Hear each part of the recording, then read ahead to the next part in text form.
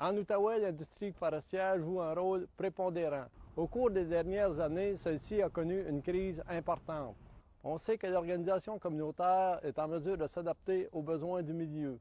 Dans ce documentaire, nous verrons deux types d'interventions. Une première axée sur la situation de crise, c'est-à-dire une fermeture d'usine, et une deuxième axée sur la prévention.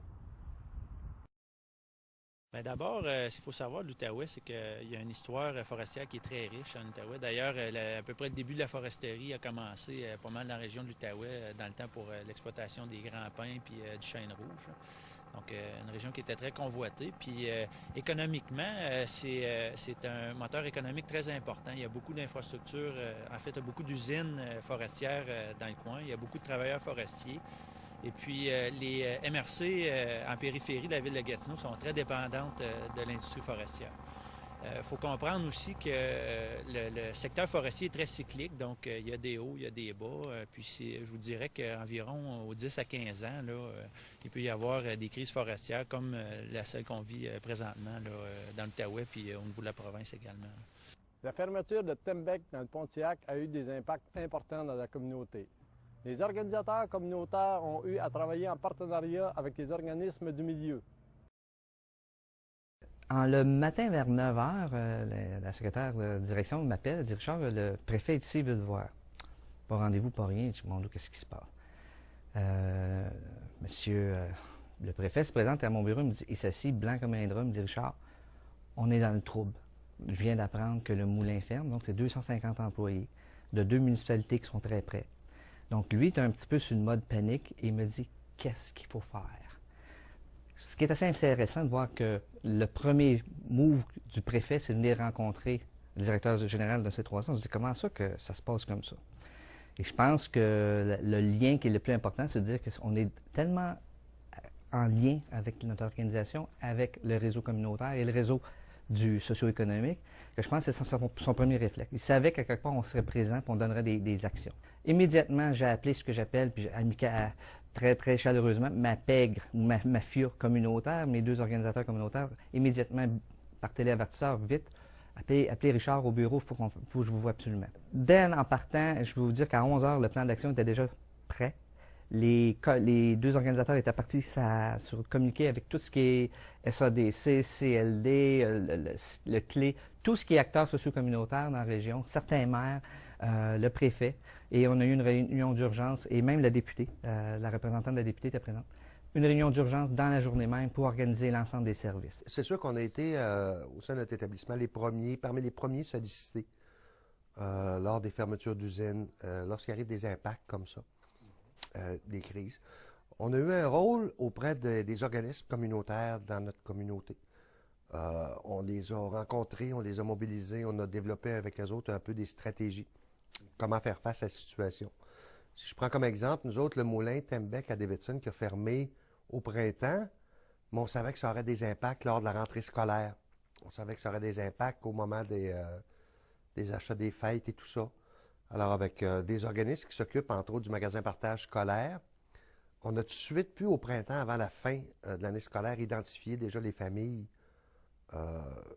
qu'on soupçonnait qu'ils pourraient avoir besoin d'aide pour acheter du matériel scolaire à la rentrée scolaire. On a réussi à faire ça parce que ça fait longtemps, comme organisateur communautaire et comme établissement, qu'on développe des partenariats avec les différents organismes dans notre communauté.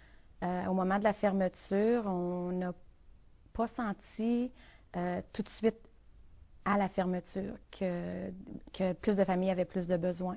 Par contre, les mois suivants, on a commencé à avoir une augmentation là, de demandes d'aide, aide financière, aide pour la bouffe, aide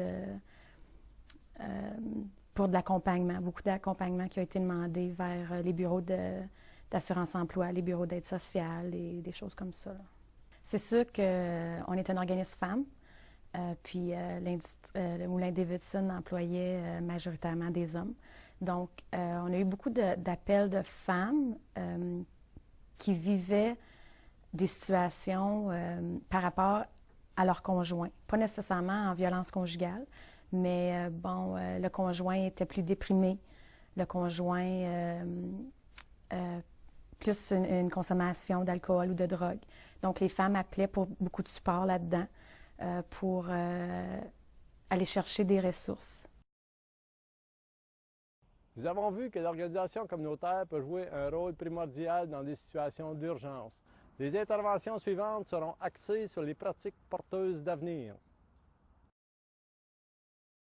Ils sont le lien privilégié avec la communauté. Il m'en faudrait plus, là, mais les deux que j'ai, c'est de l'or pour notre organisation parce qu'à quelque part, souvent, ces organisations sont issues du travail de mes organisateurs. Donc, toute l'interdépendance, je dirais le mot magique, la crédibilité de ces gens-là auprès des collaborateurs, c'est magique. Donc, à quelque part, ces gens-là, ont toujours été le lien. Je me souviens d'ailleurs qu'on avait eu une manifestation de la population. Et qui était au cœur de cette manifestation-là? Mes organisateurs communautaires étaient participants là-dedans.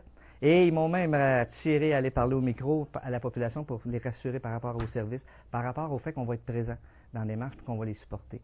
Parce que je me souviens toujours que ce que j'avais dit, c'est que le travail, c'est pas un luxe, et pas un privilège, c'est un droit. Et à quelque part, on était pour travailler avec eux autres là-dedans. Exemple, avec Sortir du bois, c'est une entreprise d'insertion qui existait depuis longtemps. On a joué un rôle, nous autres, avec le Club de recherche d'emploi du Pontiac, qui gère, entre autres, le Carrefour Jeunesse ici. On se rendait compte qu'il y avait des jeunes qui n'étaient pas prêts même à intégrer le marché du travail. Et ce n'était pas nécessairement une question de formation. C'est une entreprise d'insertion, mais toutes ces activités sont reliées au domaine de la foresterie. On a un atelier d'ébénisterie où ils font des meubles en pin, le pin sur naissance qu'on retrouve ici dans le Pontiac beaucoup. Alors, ils font des meubles en pin qui vendent à des entreprises du coin, des établissements, des réseaux et tout ça. Et ils font aussi beaucoup de travail en forêt, de débroussaillage et des choses comme ça, soit pour des entreprises privées, des fermiers, des propriétaires privés, tout ça. Un comité a mis en place un réseau de sentinelles à l'usine Papier Fraser de Tursault. Ces personnes sont habilitées à détecter la détresse des individus dans leur milieu pour ensuite les référer à des ressources appropriées. La ville de Tursault, c'est une ville de communauté de 2500 habitants. Nécessairement, la ville de Tursault est reconnue comme une ville industrielle. Ville industrielle lourde aussi parce que nous avons des pâtes et papier, nous avons une scierie, nous avons aussi des usines de deuxième et de troisième transformation dans le bois. Donc, c'est clair pour nous, qu'à Tursault, ben mon Dieu, la foresterie a un impact majeur. Ça donne c'est le fondement économique de notre ville. Donc, à partir de cela, c'est sûr que lorsqu'il arrive des embêtements, disons, des soubresauts suite aux conséquences économiques qu'on a connues dernièrement dans la foresterie, ça nous interpelle énormément. Puis ça nous interpelle sur le plan économique, oui, mais ça nous interpelle aussi sur le plan social. Or, c'est pour cette raison qu'on a eu une belle concertation, avec le CLSC, qui avait déjà diagnostiqué le problème chez nous, et aussi avec la communauté. Au début, il y avait plusieurs suicides à Tursault. Alors, on avait toujours un téléphone nous disant que quelqu'un s'est suicidé. Puis le CSS, on intervenait plus souvent après qu'avant. Alors, on trouvait que toujours ça triste, cette situation-là. Fait qu'on s'est concerté, la clinique médicale recevait, le médecin recevait dans son bureau la famille.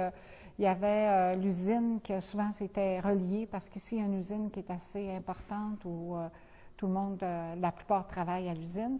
Fait qu'ils nous ont appelés puis on dit il faut faire quelque chose. Alors moi, on a regardé ça puis on trouvait que c'était l'organisateur communautaire qui était le mieux placé pour être capable de mobiliser le milieu puis continuer à cheminer avec le milieu puis arriver avec une solution qui va être compatible avec tout le milieu puis de trouver. Fait que pour nous, l'organisateur communautaire, on est allé chercher puis il y avait ce mandat-là de mettre ces gens-là ensemble puis de regarder des solutions possibles, des alternatives à la prévention du suicide. Puis on voulait qu'à Tursault, ce soit une ville où il fait bon vivre.